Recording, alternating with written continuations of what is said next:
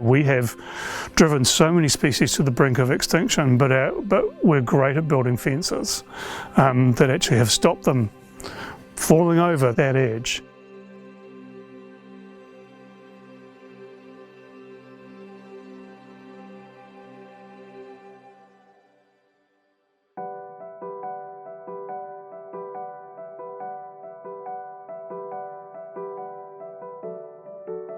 I don't think we can put what we've got in the zoo.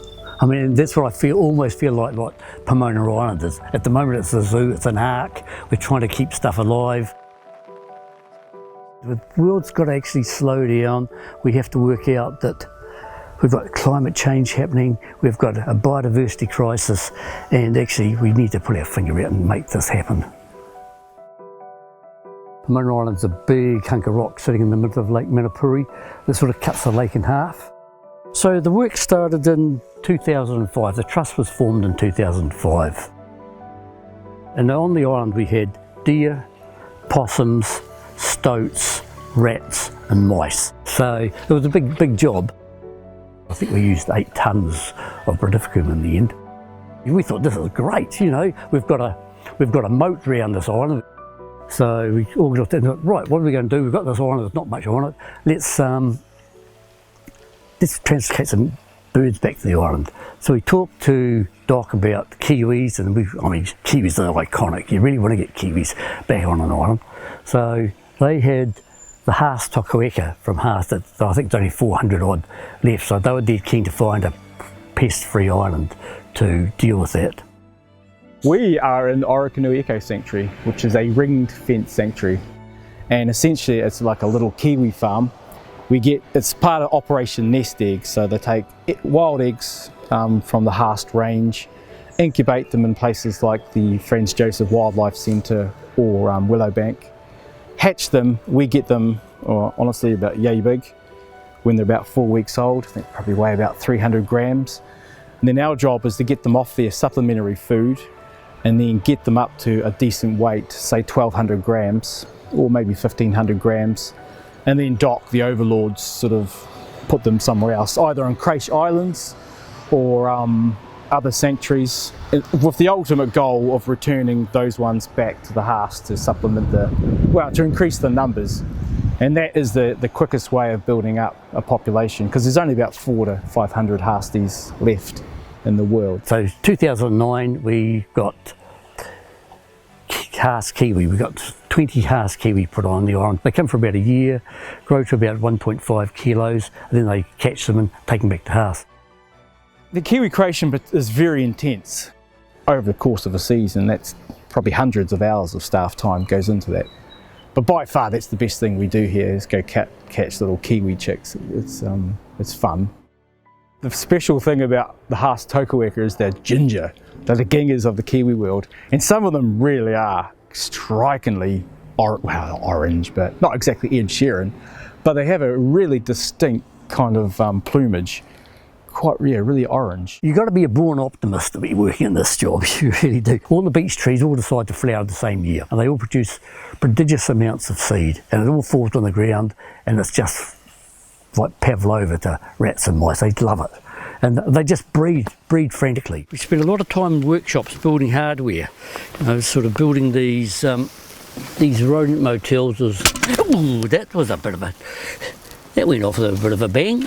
We rely on grant applications and donations, and it's a totally voluntary trust, so none of us get paid for doing anything, which is, but it's enjoyable. I mean, this is why we keep coming. We can do the trap check on the 100 and 200 traps on the island in a day with 6 people. But you come back and you feel buggered basically. And we've just getting rats back down to a number now that's controllable. But of course, they're talking about another beach mast come this autumn. The Māori name for rangatira, which is hoko rere-oro, means loosely the vibration of flight. And I think when you experience the island at night, you kind of really understand where that comes from.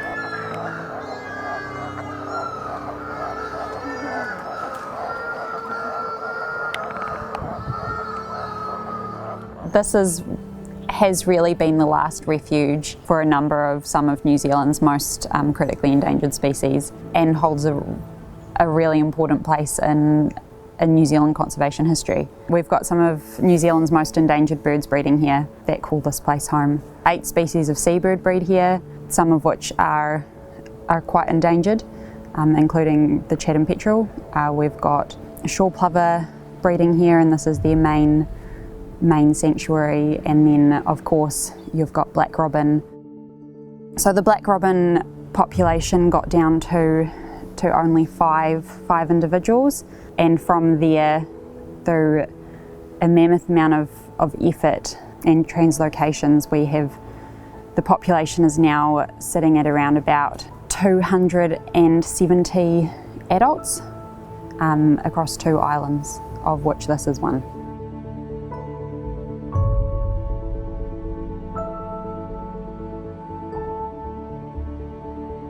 Sometimes you can see their little, if they've been fed quite a big feed in the last night, you can see their little balloon tummies. Great.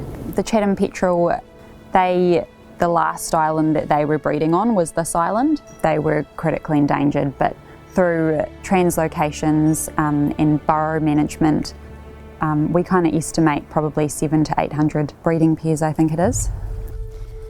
He's a real chatterbox. So the shore plover are still counted as critically endangered. Their last refuge was Rangatira Island here.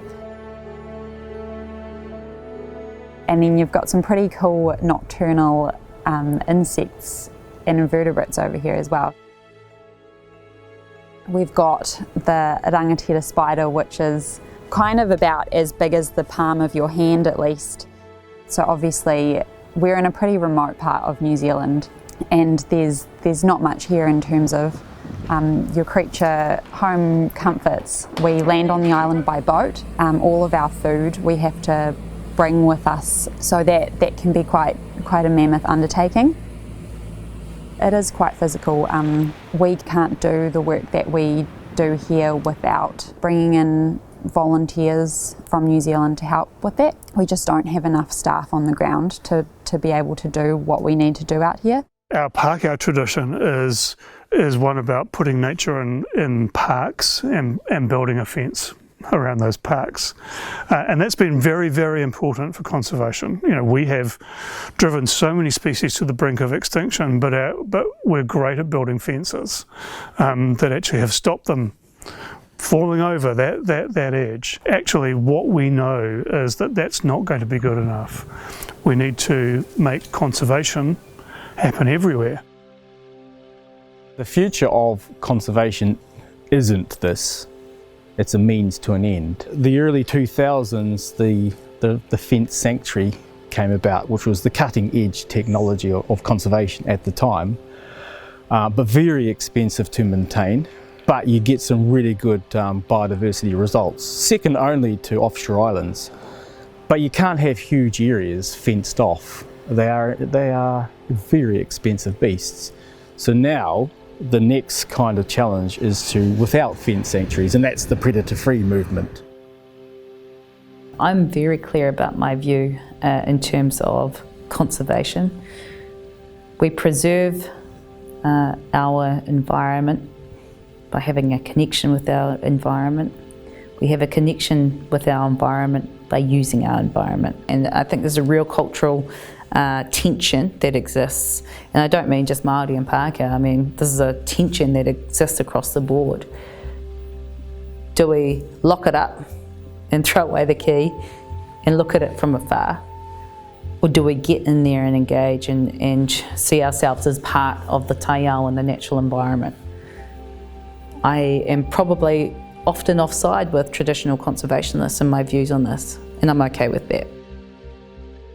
So Predator Free 2050 is a strategy that we committed to under the previous government to eradicating all pests by 2050. We started with the islands, but now we are moving on to larger landscapes, And that's pretty exciting, where we haven't got water surrounded by, or where we're not relying on fences. We are relying on things like mountains and the oceans and rivers and whatnot. So that's a pretty big undertaking, one I'm pretty excited about. Maybe in my lifetime, just as I retire hopefully, we can actually tear down the fence. That's the bigger picture really. So yeah, my job, I might be redundant in a few years' time. I'm sort of pushing 70, and it's I've seen stuff disappear in my lifetime. I probably won't be around to see it, but that's my dream, that we can have this country predator free.